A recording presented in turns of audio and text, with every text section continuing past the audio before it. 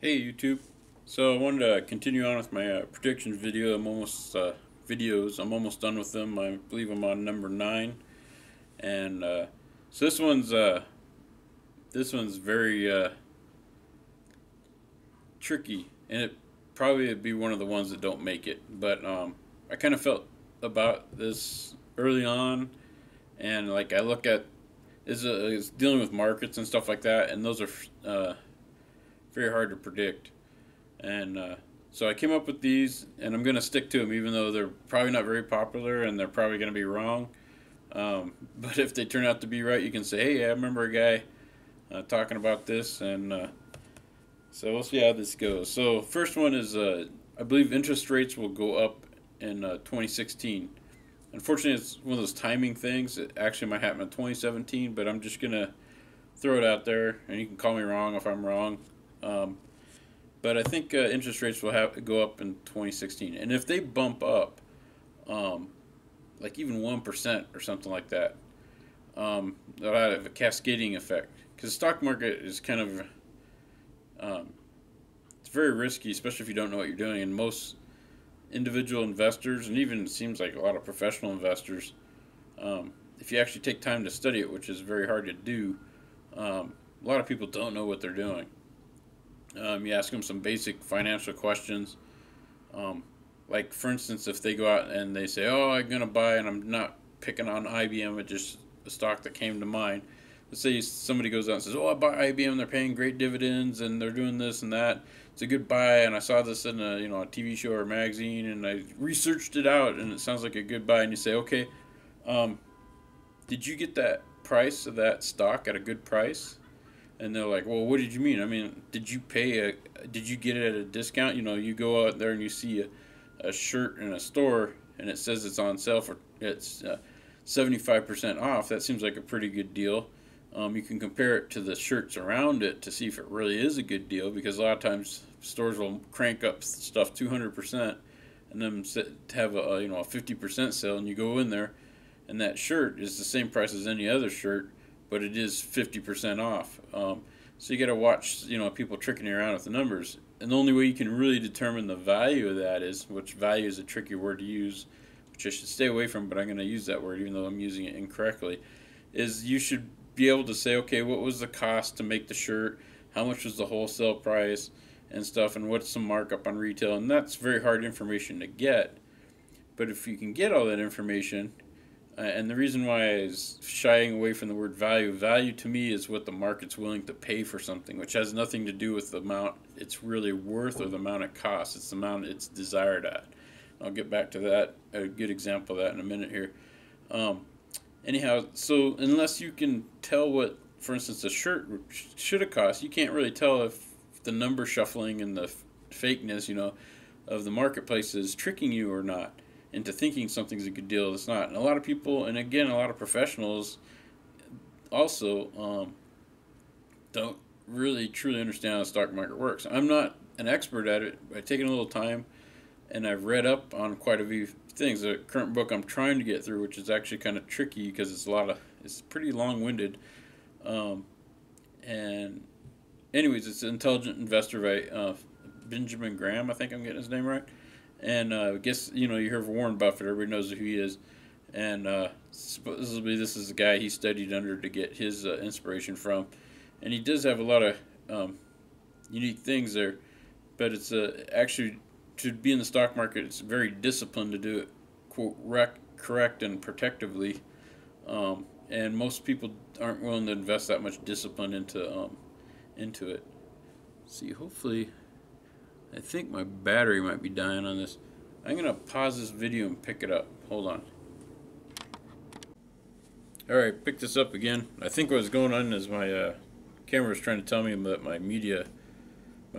my storage space on the camera is getting pretty full, so I had to try to figure out how to delete a couple of videos on there. Anyhow, pick up where I left off is a lot of people don't understand how to pick what they call the intrinsic value of a stock, and which actually takes you need to start to do it right. You need to be able to do research on a company, like look at its actually read what they call it, balance sheets and income statements and stuff. those boring things accountants put together that nobody likes to look at because they don't understand what the heck they mean. And to be able to truly tell what the correct pricing of a stock is, whether you're going to actually, if you're actually paying a lot for it or a little for it. And then in the area of buying and selling, a lot of times is referred to as flipping. If you're using let's say you're going to buy well, that's not a good example. Let's say you're going to buy an item, and if you talk to people that are really good about buying something and then reselling it, they'll tell you early on, you'll learn that really when you buy something to sell it, you don't make your money on the sale price, even though it looks like you do. You make your money on the buy price. And what that means is, let's say you buy a car for $2,000 and you know you could fix it up and then sell it for $3,000. You're like, well, okay, I made $1,000 profit. Well, your focus is on the wrong area. If you were to find that same car and maybe you waited till the timing is right, maybe the buyer's distressed, he just needs to liquidate it because he wants to sell it at what he feels is a good price, maybe a blue book value or something, but suddenly, let's say circumstances come up to where he's moving to Hawaii and he can't take it with him, and he's it's either going to sit here and he's going to get zero for it or he's going to take what he can get for it. And you go to that same car and you say, hey, I'll give you $500 for that car. And he's like, no, that's too low. And it's like, okay, I'm walking away. You got 24 hours to make a decision. And the guy's like, okay, 0 or 500, and he'll most likely jump on the 500. There's all kinds of reasons. Lots of times you see, like, unfortunately, like a divorce, and the angry spouse is just like liquidating the other spouse's assets. And sometimes, or somebody passed away, and the people that acquired the assets really have no emotional attachments to it, so they're just like, we just need this stuff gone out of the house so we can sell it and move on in our lives and stuff. There's all kinds of reasons why you can pick up killer deals on the buy side.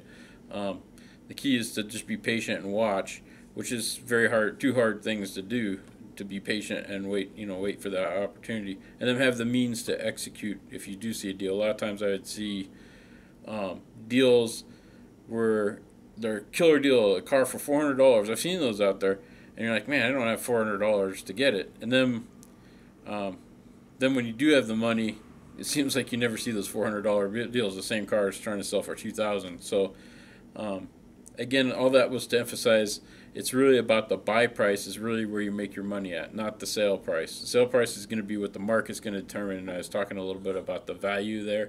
And you don't always have very much control over that. It's going to sell for what it's going to sell for. The buy price is really the only thing that you can kind of affect, and that takes patience and opportunity, which are two hard things to have. Anyhow, that being said, is when interest rates bump up, let's say 1%, it's a lot safer to give the money to the feds, which will turn around and pay the banks interest, and it'll trickle down to you, than to try and play the stock market and make money on that. The stock market is very dangerous, and it can crash. And most people investing, we see the bell ringing at the end of the stock market and everybody clapping. You know why they're happy? Because every transaction that took place on that day, they got a cut of it. It's a commission-based operation. It's like the Visa. Visa really doesn't care about, sorry about this, they don't care about fraud. Let's say you're out there buying illegal stuff with the Visa card. All they care about is that somebody used the Visa card on a machine and they got a cut of that. So as long as there's tons of transactions, they're making tons of money. Even if it's like 1 cent on a dollar, that's a lot of, if you think about it in a 24-hour period, around the world, how many Visa transactions have taken place on a credit card machine? And if you could have 1 penny on every dollar of that transaction, imagine how much you make in 24 hours. It's like scary amount of money, and they're not making 1 cent on $1. Anyhow, so that's how the stock market works. Is they don't care if you're making a good trade or a bad trade. All they do is when you make a trade, the system gets a cut of that, and that's how they make their money, the bulk of their money. So it's much safer to give the money to the Federal Reserve, and the Federal Reserve turn around and give interest rates, and you get it's a safer proposition. And so when the interest rates rise, immediately the money's going to be like, ooh, let's get it out of this dangerous stock market. And it's going to go over to the and that's the purpose of the interest rates. If the Feds want to take in money out of the economy, they raise interest rates. You'd be kind of almost dumb not to give them the money because you get free money in return for them taking. It's only 1%, but it can enormously pull money out of the economy. They have a problem. It's hard for them to infuse money back in the economy. The theory is you lower the interest rates and people won't want to put the money in the bank, but there's no place else to put it except for the stock market, and that's why the prices of the stock market is so high, because where else are you going to put it? You can't put it in the bank. You can put it under your mattress or put it in the stock market, and so it's kind of scary where to put your money. So anyways, I think the interest rates are going to go up a little bit. Money's going to funnel out of the stock market, and stock market's going to go way down. And then as far as gold and silver, that's kind of my third prediction on the series is interest rates up, stock market down, and then gold and silver are also going to go down, which is kind of weird. You'd think, hey, the stock market goes down, how can gold and silver goes down? I was talking about, if you don't know the price of something and you're just buying it, there's an old adage, if you're playing in poker, and if you're sitting at the poker table and you don't know who the mark is, it's probably you. And if you don't know what I'm talking about, and if you don't play poker, you're going to lose your shirt if you don't know who the mark is. And if you don't know what I'm talking about, you're the mark. So if you look at, I'm like looking at right now on Kitco, I like to look at their prices just to give a good feel of what's going on. And you look at gold right now is $1,100 an ounce. Silver is $14 an ounce. But then you look at platinum, it's only $800 an ounce. And, that's like, platinum's worth a lot more than gold, or it should be. And platinum's cheaper than gold. And gold's at $1,000. So I doubt the people who have platinum are just like giving it away if it's worth more. That tells me that the marketplace, and again, the problem here is I don't know enough about gold and silver to say how much gold is there in the world and what's the price, what are the factors that figure out what the value should be at. And there's numbers out there, and you should be able to calculate that out. I just don't have the time or the inclination to try to figure that out, which would be a very difficult thing to know what the intrinsic value of gold per ounce should be at this given day and age for your currency. It depends on your currency and a lot of other factors. But I can tell something's out of whack here. Gold should not be worth more than platinum by almost 2 to 1. Not quite that bad. They're looking at 1,100 versus 800. So it's not quite, a 50% difference, probably like a 30 or something. But, and the fact that looks off, and silver's at 14, silver's probably overvalued also if gold's way overvalued. And so it's got no place to go but down. And then you remember what I said, the value of something is what the market's willing to pay for it. People are under this illusion that if everything falls apart, that you're going to be able to take your gold coins or your silver coins and go out and buy stuff with it. Well, I guarantee when you walk into Walmart and you want to buy a can of soup, they're not going to care whether or not it's a silver or gold coin. And if it's not a U.S. Dollar, they're not going to take it. They don't care what it's made out of. The clerk doesn't even know the difference between a silver dollar and a regular dollar. And all he knows is, hey, if he wants to keep his job so he can keep buying soup, is he's got to take dollars because that's what the currency's in. And that's what the taxes are paid in. You can't go and pay your taxes in gold. That's why the dollar's always going to be around, is because that's what you have to pay your taxes in. You could have all the self-sufficiency you want, but at the end of the day, if you can't pay your taxes, which have to be paid in dollars, they're gonna come take your property because you didn't pay your taxes. And the best you can hope for is you'll find somebody, if you need cans of soup to get by, and I got soup and you got gold, so I'm not going to give you I can't eat gold. Why would I give you my soup cans? You'd have to give me a ton of gold, and I'd rather have, jugs of water than a gold coin. I can't do anything with a gold coin. Maybe melt it down and make it into a fork or something.